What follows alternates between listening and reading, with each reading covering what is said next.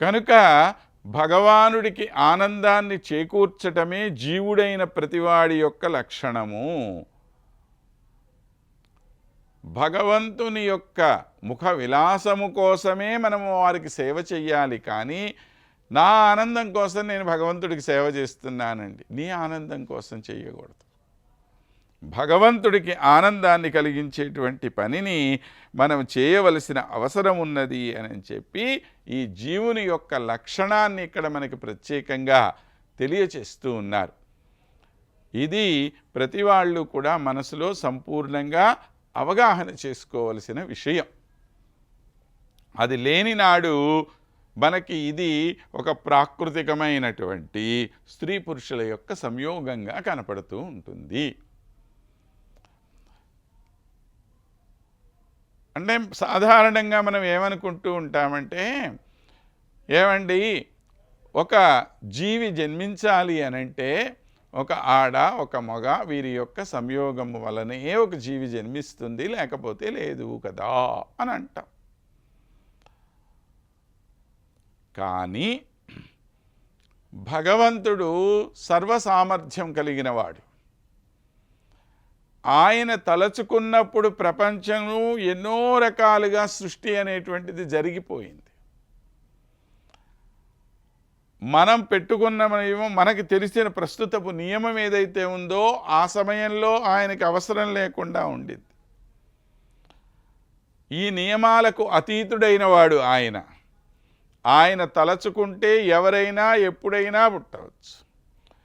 ఎంతోమంది దేవతలు అప్సరసలందరూ కూడా వచ్చారు భగవాన్ శ్రీ నరనారాయణ రూపంలో ఈయన తపస్సు చేసుకుంటూ ఉంటే.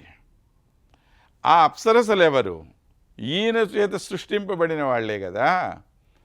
అలాంటి వాళ్ళు వచ్చి ఈయన మనస్సును ఏదో మార్చాలని చెప్పి ప్రయత్నం చేస్తే ఏం చేశాడు ఆయన? తన తొడ మీద ఇలా కొట్టుకున్నాడు. ఇలా కొట్టంగానే ఆ తొడలో నుంచి ఊర్వశి అనేటువంటి అద్భుతమైన సౌందర్య రాశి వచ్చింది.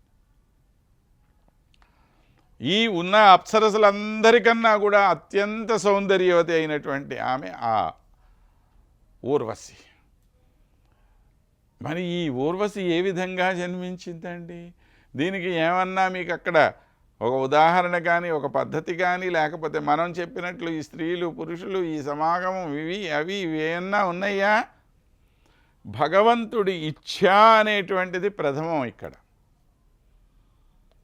ఆయన కోరుకుంటే ఏ నియమము ఉండదు, ఏ ప్రాసెస్ ఉండదు ఆ రకంలో. అన్ని ప్రాసెస్ని ఓవర్సీడ్ చేయగలిగినటువంటి వాడు, ఓవర్ రైడ్ చేయగలిగినటువంటి వాడు ఈయన. కాబట్టి భగవంతుడి విషయంలో కానీ అమ్మవారి విషయంలో కానీ మనము ఈ విధమైనటువంటి సంకోచం ఏమాత్రము పడవలసినటువంటి అవసరం లేదు అనే విషయాన్ని మనకు తెలియజేస్తూ ఆ శ్లోకంలో వారిద్దరి యొక్క వైభవాన్ని గురించి చెప్పి తరువాత అమ్మ యొక్క వైభవాన్ని వర్ణిస్తూ సాధారణమైనటువంటి ప్రాకృతికమైనటువంటి కొన్ని దివ్యాభరణముల చేత తల్లి యొక్క సౌందర్యం ఎంత గొప్పగా భాసిల్లుతున్నదో తెలియజేస్తూ ఉన్నారు. అంటే తల్లి యొక్క స్వరూపం ఎలాంటిది? అప్రాకృతికమైన స్వరూపం అన్నాం కదా. మరి దానికి ఈ విధమైనటువంటి ప్రకృతి సంబంధమైనటువంటి కొన్ని ఆభరణాలు అవసరమా అనేటువంటి సందేహం మనకు మళ్ళా కలుగుతుంది. ప్రాకృతిక సంబంధం అనేటువంటిది ఎందుకోసం ఇక్కడ ఉంటోంది మనకి అంటే, ఈ ప్రాకృతికమైనటువంటి సంబంధంతో మరింతగా అప్రాకృతికమైనటువంటి సౌందర్యానికి ఒక శోభ మనం చేకూర్చేటువంటి ప్రయత్నం చేస్తూ మనం ఒక ఆనందాన్ని పొందుతున్నాము. ఇవేవి లేకపోయినా అమ్మవారు గొప్పగానే ఉంటారు. మన ఆనందం మంది కదా. ఇంతకుముందు శ్లోకంలో మనం ఏమన్నాము? భగవంతుని ఆనందం కోసం జీవుడు ఏం చేయాలో చెప్పాం.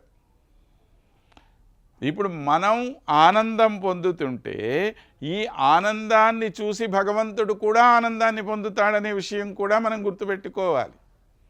అంటే కేవలం ఒకవైపు ఆయన ఆనందాన్ని పొందుతుంటాడని కాదు, నువ్వు ఇంకా ఏ విధమైన పని చేసినా దీనిలో నువ్వు ఆనందాన్ని పొందుతూ ఉంటే ఈ ఆనందాన్ని చూసి భగవానుడు కూడా ఆనందాన్ని పొందుతాడు. ఏమి తన భక్తుడు ఆనందం పొందితే భగవంతుడికి ఆనందం కాదా? ఏతావత కావలసింది ఏమిటి అంటే భగవంతుడి ఆనందమే ప్రధానం. ఆ ఆనందానికి కారణము అటువైపు ఆయనకి నువ్వు చేసే సేవ కావచ్చు, లేదా ఆ సేవ ద్వారా నువ్వు పొందుతున్నటువంటి ఆనందాన్ని చూసి ఆయన ఆనందం పొందటమైనా కావచ్చు, ఏదైనా కావచ్చు.